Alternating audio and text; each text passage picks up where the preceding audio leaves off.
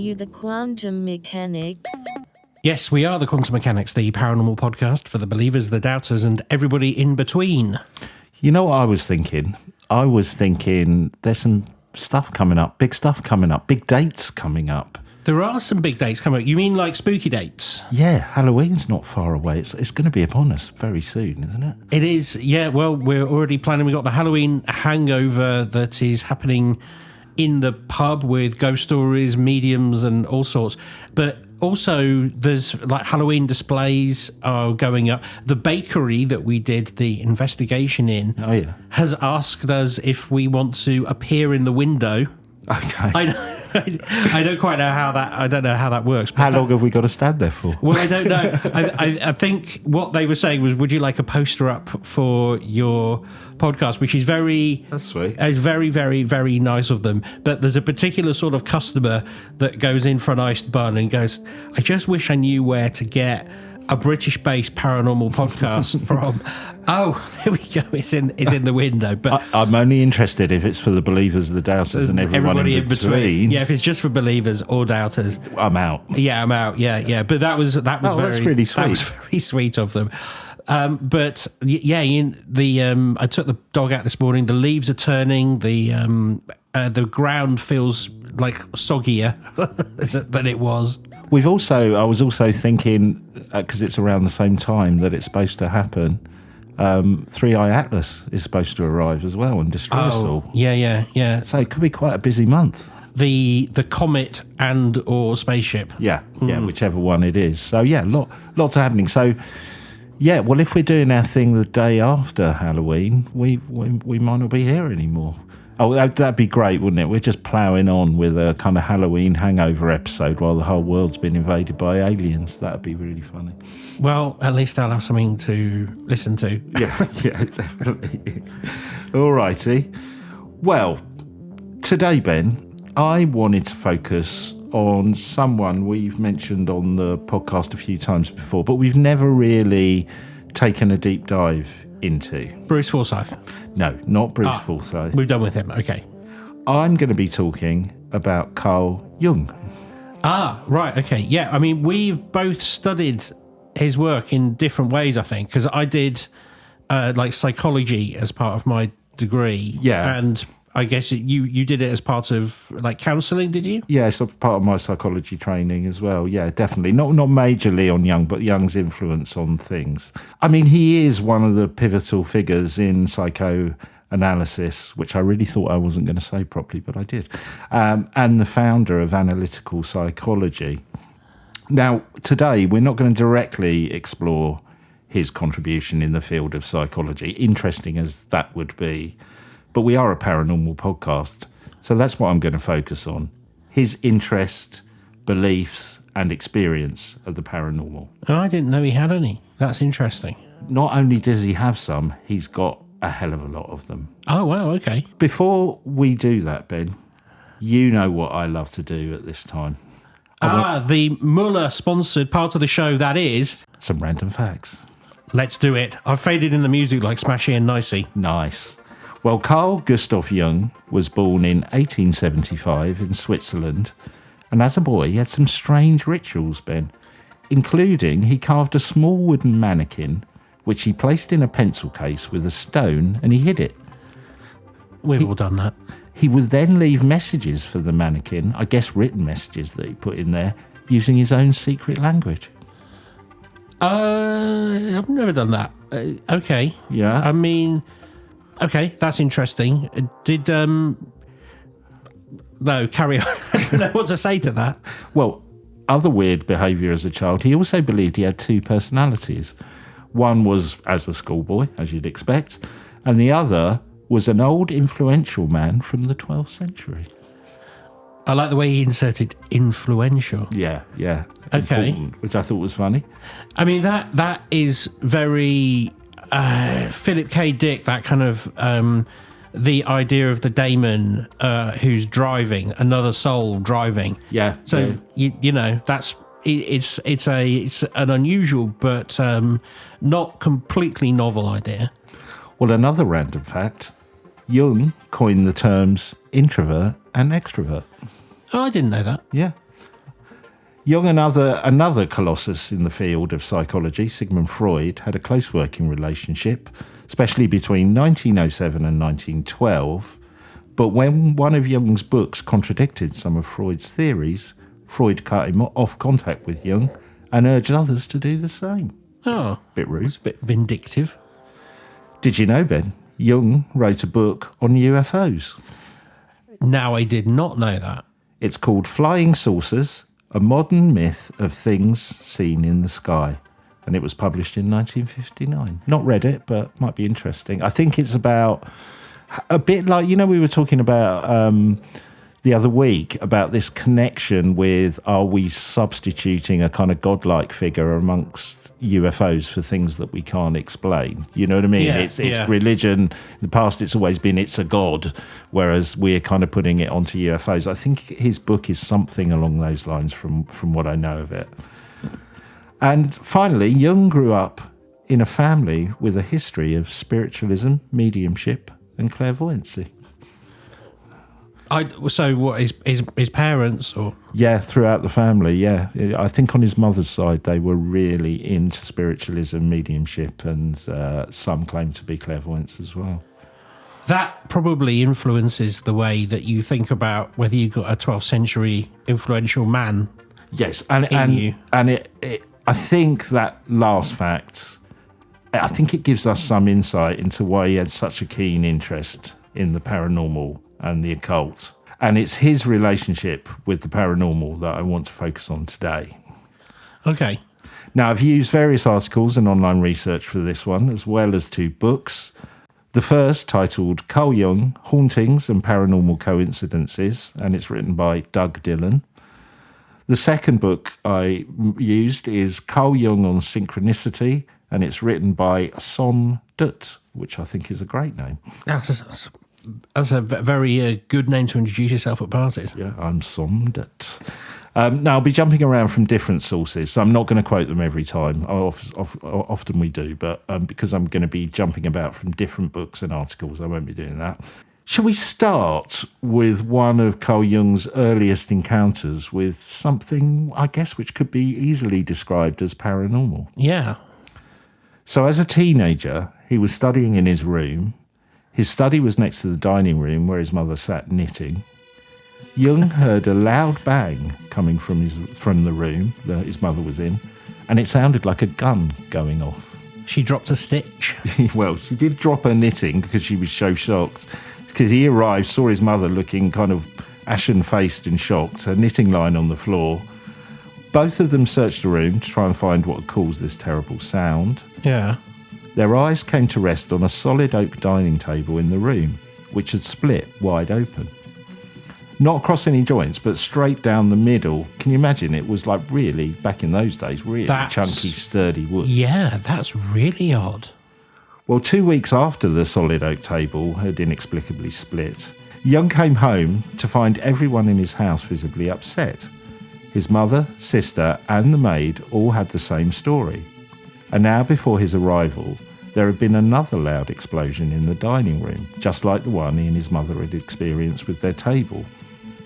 The family thought it might have come from that same table. I guess you would, wouldn't you? You think, it's just split again. Yeah. But no, it wasn't coming from that table. Jung then decided to try and find out where this noise had come from. And on a hunch, he decided to look in a cupboard that was part of the sideboard. There he found a basket of bread which contained the shattered remains of a heavy steel bread knife. Okay. There were pieces of metal basically shattered everywhere in this bread basket. And according to the family, the knife had been used just a short time before the explosion. This is very poltergeisty. Very poltergeist, isn't it? Now, wanting to investigate this further, Jung took the metal pieces to a knife maker. When the knife maker examined them with a magnifying glass, he said it looked as if the blades had quite literally exploded. Wow, that is so weird. So he also told Jung he could find no flaws in the metal and went on to say it would have taken a tremendous forced effort to produce such an effect.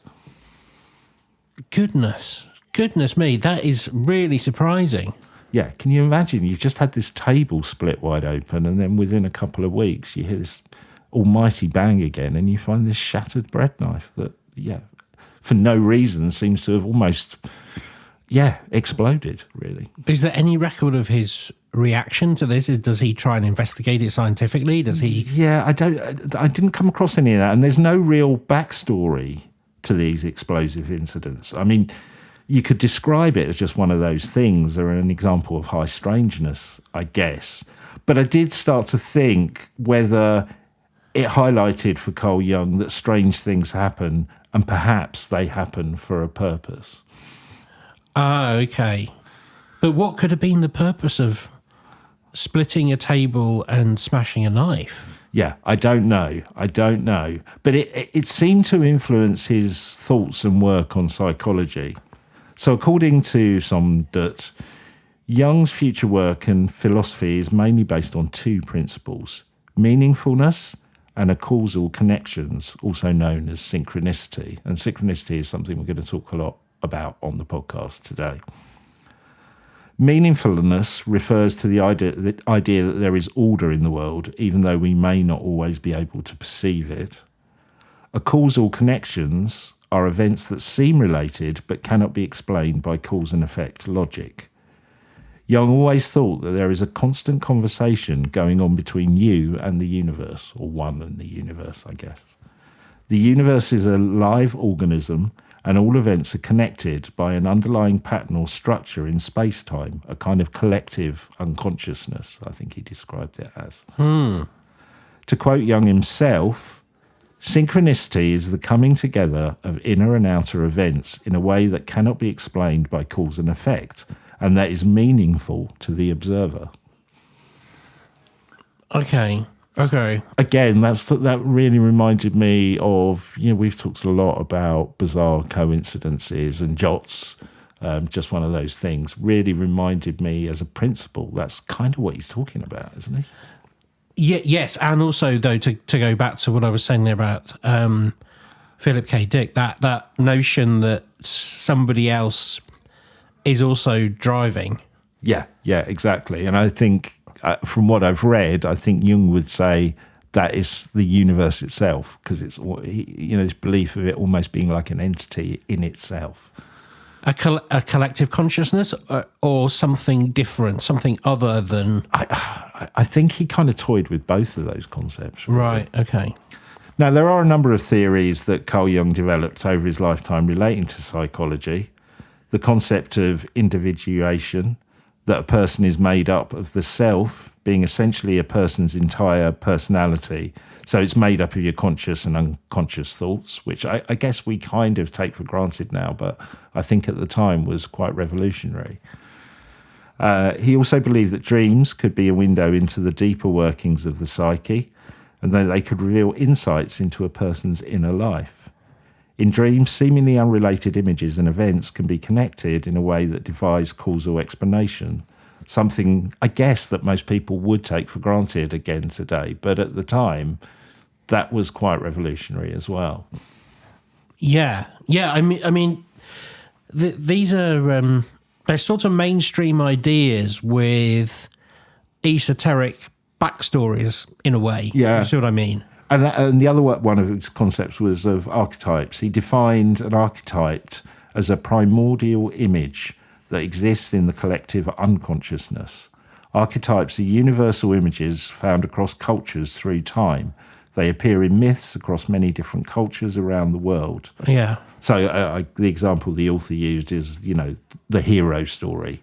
Pretty much every culture has one of those. Yeah. And, these images are inherited from our ancestors and represent, I guess, a universal experience or pattern of behaviour. Now, I guess you can interpret this as lessons being passed down from generation to generation, but I think Jung saw this as something more connected to the universe itself. This idea that we are connected to the universe, as if the universe itself was some kind of spiritual entity, or, in my reading of it, even some kind of teacher or guide in a way. Yeah, okay, that's... I'm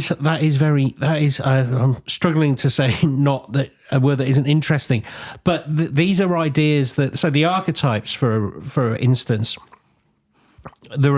we've spoken a lot about the similarities between cultures of things like dog-headed men and even alien greys, and those are become so ubiquitous that those are called archetypes as well. And there's a lot of people who would argue, well, the archetypes are real, guys. This is it's the same reason why you're scared of spiders. It's something that's built into you. That's what that's the reason why they are. Yeah. Well, that would tie into this idea of a kind of collective consciousness, wasn't it? We are, in your example, we are seeing dogmen across the world because we have got this connected unconsciousness that incorporates them in some way and for some reason.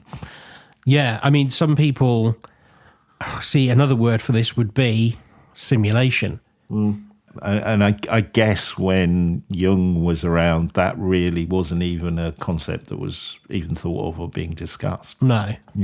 Pretty much pre-computers, most of his work. So, yeah, interesting.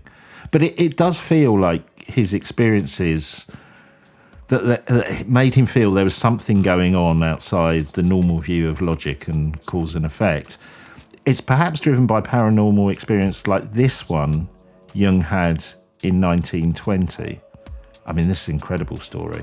So in the summer of 1920, Carl Jung was invited to give a series of lectures in London. He asked a friend if they could find him a place to stay. Jung's friend found a lovely cottage which was being rented out at a remarkably low price, and he rented it for Jung. Jung's friends and other people would occasionally visit and stay with him. All the visitors loved the place, but Jung did not. At the end of his first week of giving lectures, Jung returned to the cottage and went to bed around 11 p.m. He was tired but not particularly sleepy. After a minute or so of lying there, Jung found he was unable to move. The bedroom felt stuffy and a bad smell filled the air. Jung finally raised himself out of bed and lit a candle, and the smell instantly went away. He lay there awake until dawn. The next night, exactly the same thing happened, though this time he could hear a constant dripping sound. Jung thought the roof might be leaking, so he lit a candle and went in search of this dripping sound, and followed it and located the exact spot that the sound was emanating from. The noise was actually coming from the floor, and as he got closer to the source of the sound, it mysteriously stopped. He told some guests who were also staying in the house that night, but they had experienced nothing. It didn't end there, Ben. The phenomena continued the following night, with everything he had experienced the night before and more.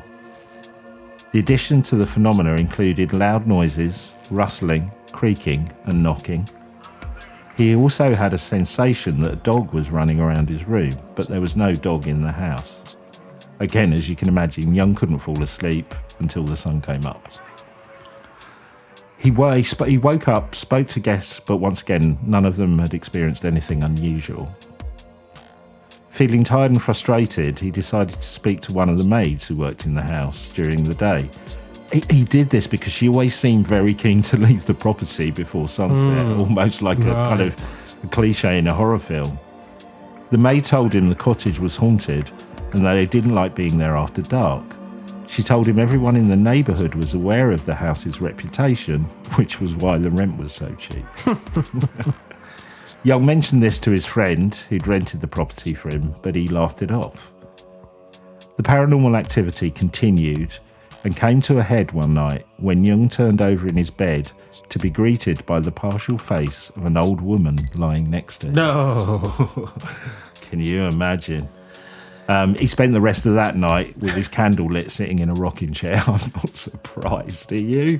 Oh my goodness. And the next night he moved to a different room and all the paranormal activity ceased. Oh, the half face of an old woman. I know. Now, once again, Jung told the friend who'd rented the cottage, and his friend laughed it off again. So Jung challenged the man to spend the night alone in the cottage, sleeping in the seemingly haunted room. Like a Victorian in a gentleman's club. Yeah, it's that kind of age, isn't it, where that stuff went around. His friend agreed, but I got to admit, in reading the story, he slightly chickened out, saying he would only stay in the cottage's main lounge rather than the bedroom. Oh, come on. That's not the deal. It's not fair, is it? That's not the deal, because he said it didn't happen when he was in the other room. No, Yeah. you've got to stay in the original bedroom. Well, his friend also decided to take a shotgun with him. Why? right. We've had this before, haven't we? What are you going to do with a shotgun in a haunted house? Ghosts typically respond to a shotgun. He knows something's going on there, doesn't he? He knows what's going on. Well, anyway, the man camped out at the cottage for the night. Just as he was falling asleep, he heard footsteps in the hallway. No. Yeah, he got up, took a look around, but of course no one was there. Oh, I thought he was going to shoot somebody by accident. Okay. I'm not, well, I didn't say whether he had his gun in hand at this point. Oh no, Mrs. Jones. My age, I never wake. No, never mind, no. Yeah. Slightly freaked out, he decided to close the door to the main room. He sounds like he's full of bravado, but in reality, a complete chicken, right? Yeah. Not only did he close the door, he realised it didn't have a lock on it, so he wedged a chair up against it. Again, not excellent against spectres. Well, once again, he heard the footsteps in the hallway, and this time the chair started to creak as if someone or something was trying to get in. Putting pressure on it, yeah. At this point, he completely freaked out, and he decided to leave the cottage, and he spent the night camped in the garden. So Jung won his argument then. Yeah, and neither he nor Carl Jung spent another night in the cottage. They just left the place. Oh, whereabouts is this cottage? I don't know. I did try and have a look around, but I couldn't find details. In the UK, though? Yeah, because Jung was doing a lecture tour in London, so it must have been either in London or pretty close, because, back in those days, you're talking about, horse and carriage to get wherever you are. Yeah, that's right. Yeah, you're not going to go in on the Chiltern line. No. I mean, these days you're probably not getting on the Chiltern line. But Yeah. I see what you mean. So this must have... Because this activity, it's building on that poltergeist activity that he had when he was much younger. Yeah. He must have now like a solid belief that the paranormal is real. Yes, I think so. Now, that is a great ghost story. How it directly influenced his work, I'm not sure, especially on synchronicity, because there doesn't seem to be any key message there apart from get out of the cottage, does there? But I think you're right. I think it did open his mind to the high strangeness of the universe. Let's put it that way. I wanted to talk more about Jung's concept of synchronicity.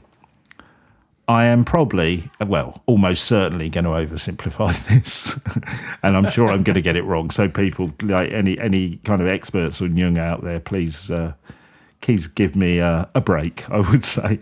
But I interpret it, as I said earlier, a little like the concept of a jot, just one of those things, or strange coincidences that seem to have relevance or meaning. I mean, even going as far as trying to tell us something or guide us in a certain direction. Now, these can have logical explanations. There was in one of the books, they used an example of it, which I didn't think was a very good example. They said, when you decide to buy a new car, suddenly you start seeing those cars everywhere. I think that's not what Jung is talking about, because you do that because you're just more aware of it, right? It's not a coincidence that you see those cars. You're just tuning into it. Yes, exactly. It's the same with if you're in a restaurant. If you suddenly decide, I don't know whether to have the burger, suddenly you see people eating the burgers. It's just it's just a decision-making process. There's nothing weird about it.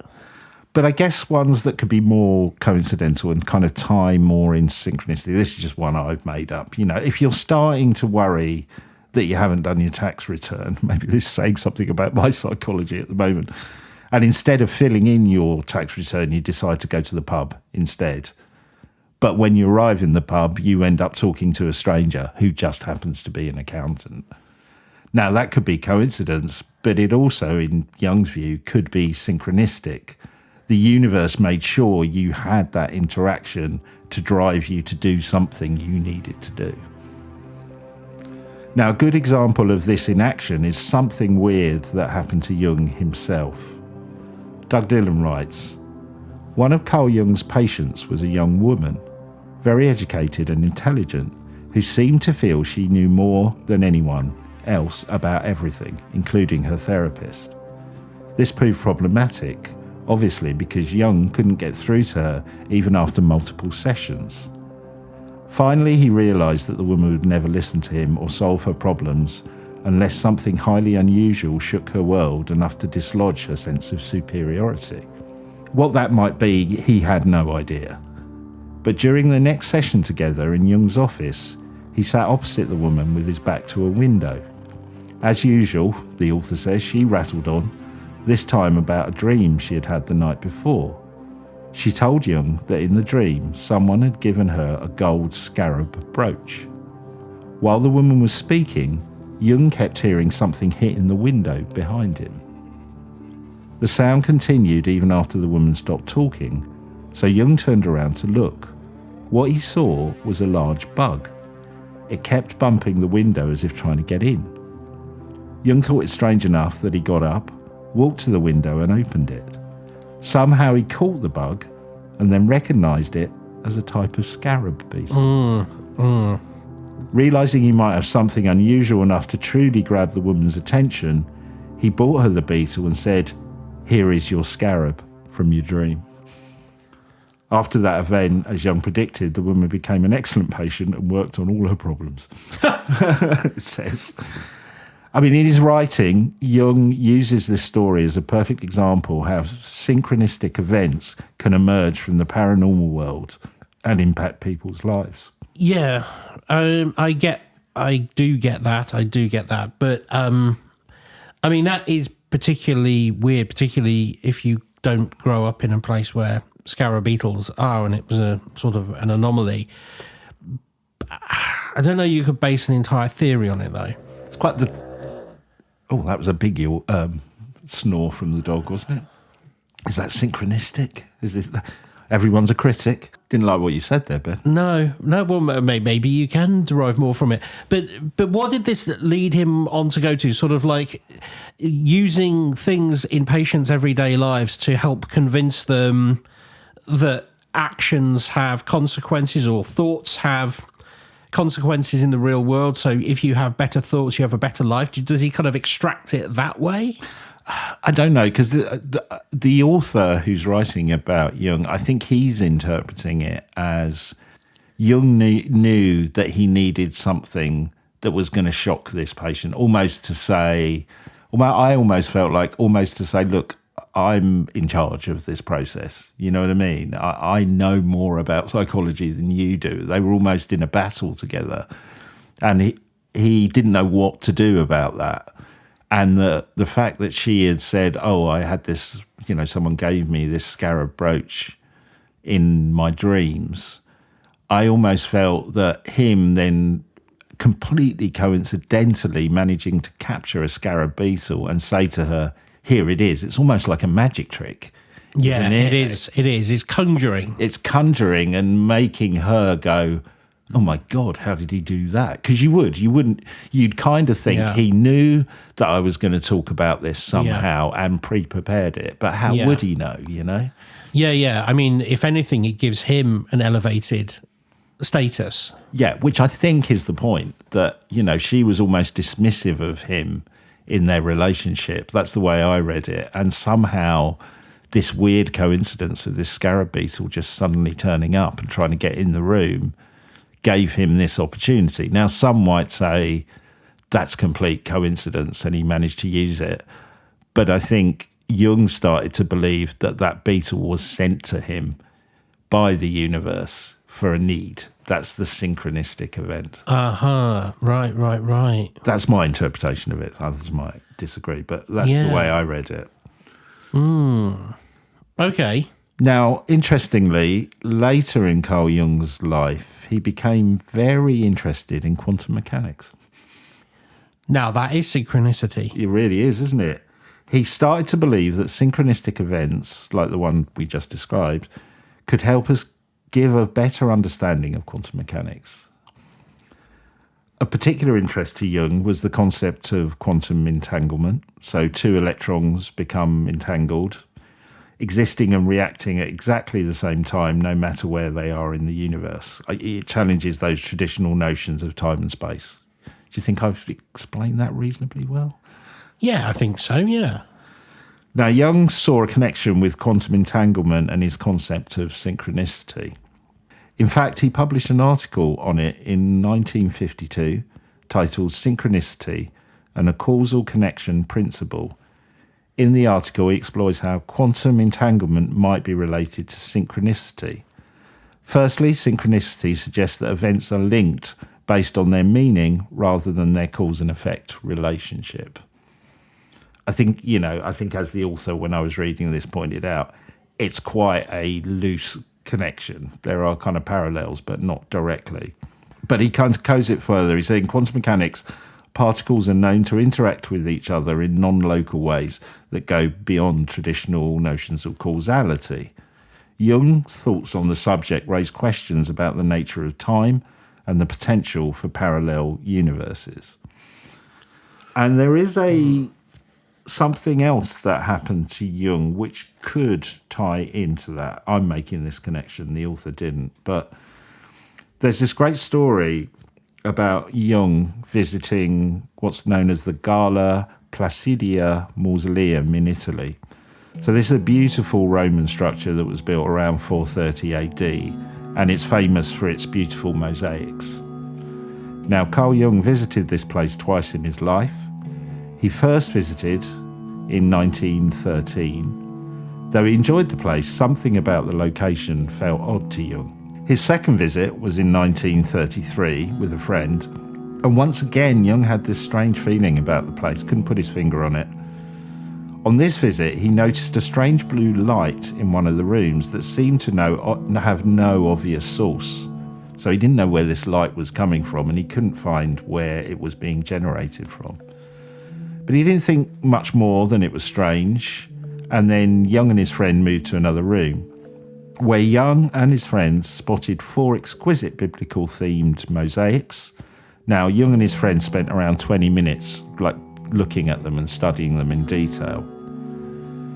It was in a room that Jung remembered from his first visit in 1913, but on that visit there were no mosaics, just the windows in the room. So Jung concluded he'd obviously been mistaken about the room, or mixed the two rooms up together. After leaving the mausoleum, Jung went to the store in order to buy picture postcards of those mosaics to take home with him.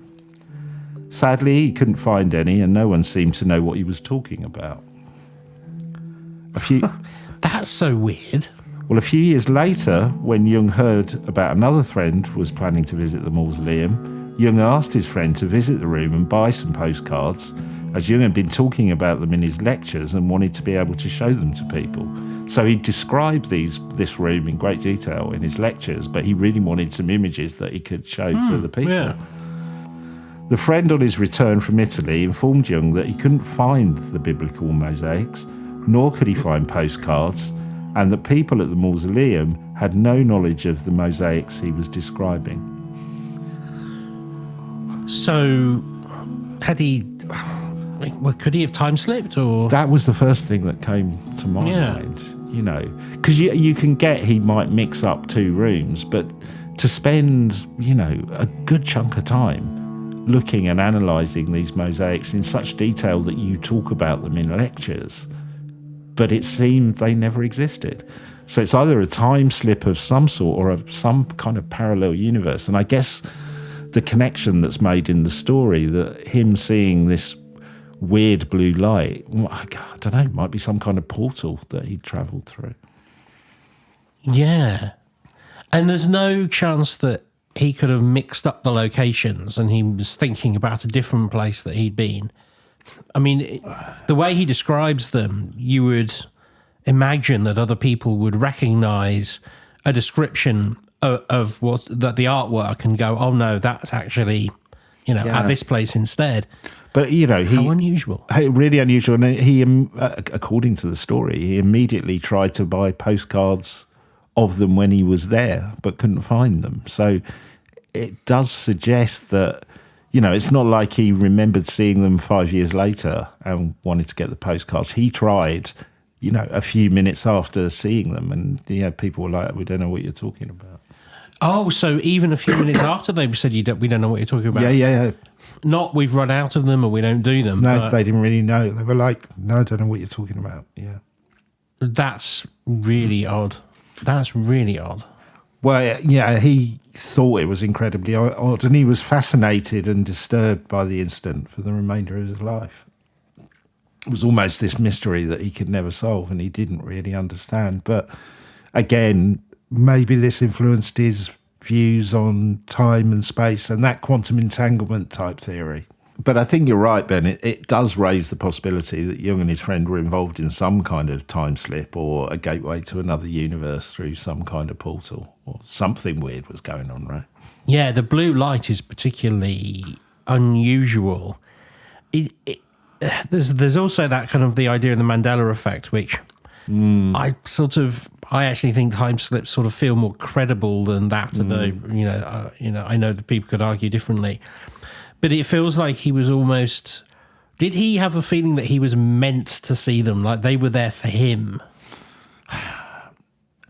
That's not expressed in the books. I've never seen that written there, so I would be hamming it up if I said that. But it certainly had a profound impact on him. The mosaics themselves, and then the fact that it seems like they never existed. I think both of those things had a profound effect on him.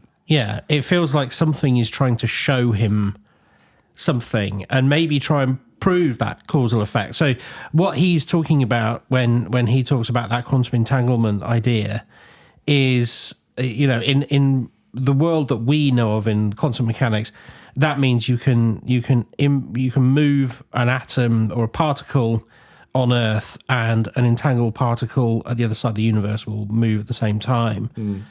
So I wonder whether he was, drawing a real parallel between an entanglement of a thought. There's a wave collapsing in his brain, and that is what is, somehow is entangled with the walls. I don't know. I sort of started on that and realised it's a difficult thing to come to terms with. Because if you think about it in quantum entanglement of particles, I mean... Sure, I guess it could be a mosaic somewhere else in the universe that suddenly comes into view for a while. But that's a lot of particles entangling and moving at the same time, isn't it? Well, it is. It is. But I like the idea that you said that somehow it has connection to the brain, that, some entanglement. You've talked about similar concepts before where... it would have created something in his brain. But I guess the difficulty with that is it would also have had to have created something in the brain of his friend as well, because him and his friend both experienced this. That's true. That is true. Well, Jung also popularised the idea that dreams are meaningful messages from our unconscious mind. I guess he expanded on Freud's work on the idea that dreams are about suppressed desire and wishes. My understanding is that Jung took the concept further, expanding it, that certain times our dreams, our subconscious mind were trying to process or communicate something of meaning to us. But I think he also took this theory even further, that on some level the universe itself might be trying to tell us something through our dreams and other paranormal activity. In fact, Jung was to write and explore new ideas because of this, and other paranormal experience and dreams also influenced him. Again, this is an incredible story. This all happens in one day or 1 or 2 days. So one day in 1916, Carl Jung felt restless. He also had a strange feeling that unseen entities were in his house, but he could discover no reason for that odd conclusion. Later in the day, one of his daughters claimed she saw an indistinct white figure pass in front of her. That night, 2 of Jung's other children had frightening experiences. Another of Jung's daughters had her bed covers pulled off her by an unseen force.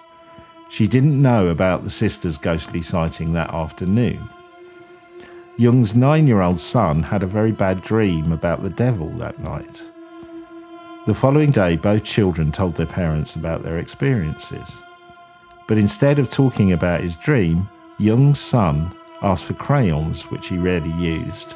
Using the crayons, he drew a picture of what he remembered, which finally allowed him to explain the dream as follows. In Jung's son's dream, he saw a man fishing near a river. Somehow, the man had the fishing rod attached to his head. Nearby, a chimney spouted flames and belched smoke. The man caught a fish. When he caught the fish, the devil came flying out of the woods. The devil swore at the man for stealing his fish. Then an angel appeared. The angel told the devil to leave the man alone because he only catches bad fish, which I thought was fascinating. Wow, okay. Jung spent hours trying to analyse this dream. Later that day, at about 5 p.m, the doorbell started ringing and ringing as if someone was very impatient. Jung could actually see the bell inside the house moving as well as hearing the noise. Since it was a nice summer day and the windows were open, Jung poked his head out of one of the windows that was close to the front door. Immediately the ringing stopped and there was no one at the door. Jung then had a distinct feeling something else was going to happen, and it did. To him, the air in the house felt thick and crowded, as if there were a great many people everywhere. Finally, ghostly images began speaking to him, pressuring him to write, and write he did for 3 straight evenings. He realised exactly what it was the ghostly visitors wanted him to produce. When he'd completed his work, the barrage of paranormal events stopped. What Jung wrote was something called The 7 Sermons of the Dead. Eventually included it in his famous book titled Memories, Dreams and Reflections. What was that work? It covers a lot of what we've mentioned already. There's synchronicity in there. There's, this idea that dreams can influence you and have some connection to a kind of universal subconscious. So I think it's a lot of the work on that he expanded in that writing. But he's truly believed that the incidents of that day and some kind of paranormal entities were basically telling him he had to write this thing. Because I think he features his son's dream in a kind of analytical way in that book. He doesn't ever think that it's this 12th century man who's somehow manifesting and who could be driving the car, as it were. Does he ever say that? No, not in the stuff that I've read. Okay. That's not come up again. But it's interesting. That's very Hungry Ghost, that, isn't it? It is. That bit of it. So he thinks that this is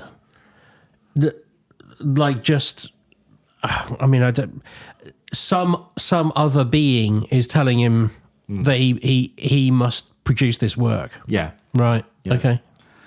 Now, earlier I mentioned Jung's relationship with Freud. Now, their working relationship and friendship, it soured due to their thinking moving in different directions, maybe influenced by their opposing views on the paranormal as well.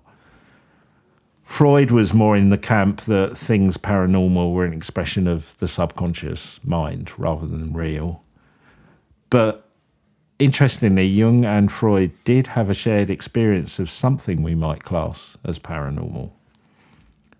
In 1909, Carl Jung visited Sigmund Freud in Vienna.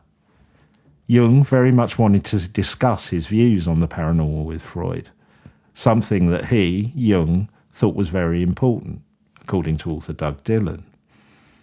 As they talked, it became apparent that Freud had no time for such far-out ideas of the paranormal. The more Freud spoke, the more discouraged Jung became, until he felt a weird sensation in the area of his solar plexus. In fact, that region of his body actually became, as he called it, tight and hot. Just as Jung became aware of those sensations, a loud noise erupted from a bookcase standing very close to both men. It startled them and made them jump. The noise was so loud, Jung thought the bookcase might fall on them, but it didn't. Feeling certain that the noise had a paranormal origin, Jung told this to Freud. He tried to explain how what had just happened was just a sample of such events, but Freud, was having none of it at all. When Freud continued to argue, Jung interrupted him and warned that another such noise was about to come from the bookshelf. Jung had no idea why he was so certain of this, but he felt compelled to make that prediction forcibly, so kind of angrily said it. The second Jung finished speaking, another loud sound exploded from the bookcase. When that happened, Freud just stared at Jung in apparent amazement. Jung and Freud never spoke about the incident again, and their relationship cooled considerably after that. It was from this point on in their friendship, Jung believed that Freud lost trust in him. Why? Because he thought he was some sort of showman? I don't know.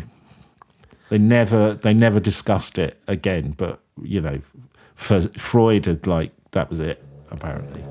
At least that's what Jung thought. That was the decline of their relationship, that paranormal incident.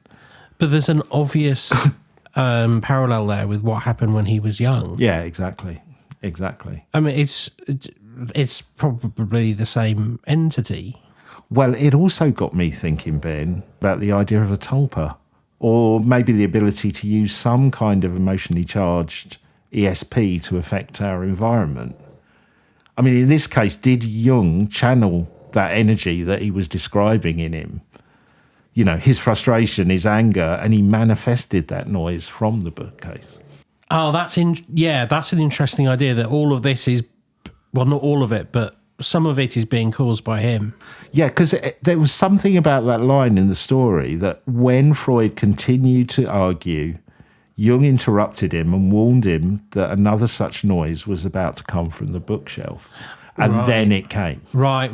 Okay, so he's got some agency over this. Yeah, it feels like it could be, doesn't it? Yeah, it does. So does the... I suppose the only thing that doesn't fit in the stories that you've said there, in terms of agency and him controlling it, is the artworks there. But I don't know. Maybe he can influence the world to change. Influence a time slip, perhaps, or influence. If you take it as a almost a physical tulpa, he almost visualized and created that work of art on the walls, and his friend could see it as well. Well, I wonder if Jung made similar connections. Certainly some of his followers and writers on Jung connect his theories of synchronicity to what is known as the law of attraction. Basically, it's the idea that positive thoughts attract positive energy, giving you a positive outcome, and vice versa. Negative thoughts will produce negative energy and outcomes. So Som talks about this in their book on Jung. They write, it's a universal law that says like attracts like. So if you think about something often enough, it will eventually manifest itself in your life, whether or not you realise it. Synchronicity works in tandem with this principle by helping us recognise when we're attracting something into our lives through our own thoughts and feelings. Then it helps us make space for those things by allowing them to come through so we can see them clearly. That way we can take action on what's being attracted rather than having to wait around for another opportunity to come along later down the road. In fact, Jung believed that when we focus on something with strong emotions or intent, our thoughts will eventually manifest as reality and vice versa. If you wish for something hard enough, it'll happen. This is because everything is happening at once. There is no isolated moments in time. Everything exists simultaneously as part of a larger pattern called synchronicity. That idea of manifestation, that sounds very much like that book, The Secret. Yeah. So did Jung actually believed this, that if you... Is it that sort of like you visualise yourself with a Porsche, you'll get a Porsche? Yeah, and I mean, yeah, so according to the author who's writing about Jung, I mean, I've not found any direct examples of this from Jung because I've not particularly looked, so I'm not saying they're not there. But, it's that idea, yes, if you want something badly enough and you put your energy into it, you'll make it happen. But, I mean, I kind of get that. I'm not convinced totally by that argument. I mean, I've wanted to win the Euro Millions jackpot for a while now. I've not managed to manifest that. But I guess I do believe, not necessarily from a paranormal perspective, but, if you go for a job interview and you believe in the job and want it badly enough, that positivity can shine through and influence others, right? So if you're going in there going, I don't want it and they're never going to employ me, you're probably not going to get the job. I don't think that's necessarily some connection with the universe. But that idea that Jung might have manifested that loud noise, were kind of annoyed with Freud. Or in that earlier story, him being frustrated with the client in therapy and suddenly he manifests this scarab beetle. That has a tulpa-like quality to it, does it not? Yeah, it does. It has a conjuring-like quality to it as well, I would say, which is, I guess that's similar. But it's unusual that he is... I don't know. It's unusual that he is so... It feels like he I'll use that word again. He has agency over these things. He has some control around these things. He must have felt like... Because that comment about after the beetle is shown to the patient, that she's then a good patient and works on all her problems. Yeah. It's kind of like, there's some frustration that she's not listening to him maybe. Yeah. And then this happens and then she's like, oh, well, I'll listen to you. And that bigs him up because he has another successful patient, which means that he is elevated amongst his peers. Yeah. That does make some sense. Yeah, and a lot of the stories, not all of them, but a lot of them do seem to connect with him being pissed off about something. Do you know what I mean? A few of them do. Well, in summary, I mean, I've read a few books on Jung from the angle of psychology and psychotherapy, which I feel play down Jung's interest in and the influences of the paranormal in his work. I mean, the books I use today, I guess, likely play up that connection the other way. So probably the reality is a little bit in between. Do you know what I mean? But I found it fascinating. I mean, generally, I'm really interested when important cultural figures have interest in the topics that we discussed here. I mean, this one had plenty of paranormal and even a hint of quantum mechanics, so you can't go wrong with that, can you? No, I really enjoyed that. And I had no idea that Jung was involved in this. So did you get the idea that he had to keep these things that happened shielded from other people in the academic community because they would have, looked down on him, laughed? I don't get that impression. I don't know for sure. I'm not an expert on Jung per se, but I kind of felt he was reasonably open about his experiences. I feel it's more the kind of Jungian legacy probably plays it down more. You know what I mean? That it all feels a bit woo-woo, but the concepts are good, so we'll just play down the paranormal bit. A bit like I was saying, I think with these authors, they've almost probably played it up.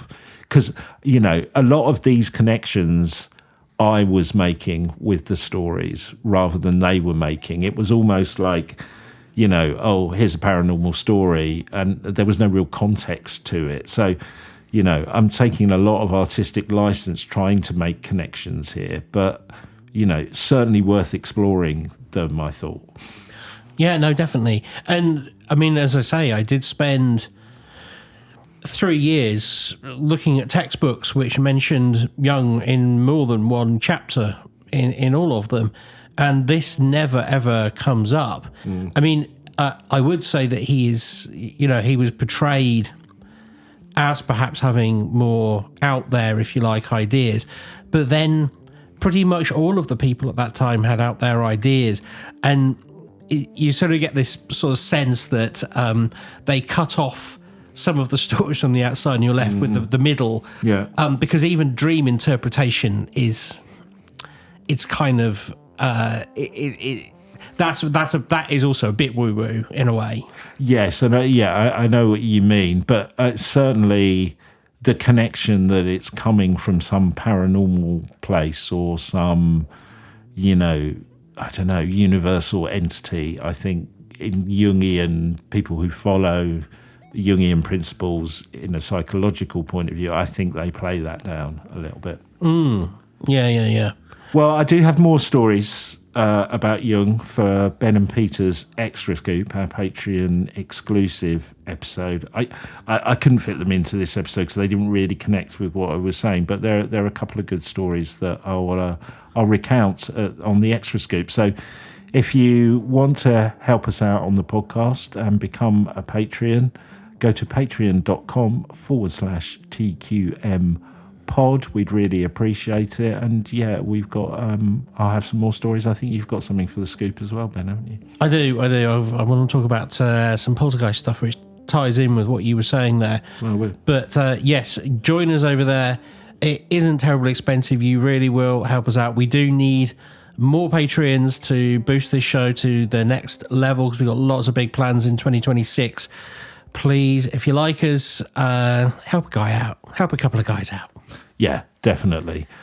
Okay, well, we will be back next week with more quantum mechanics weirdness. We'll see you then. See you then. Bye. Bye.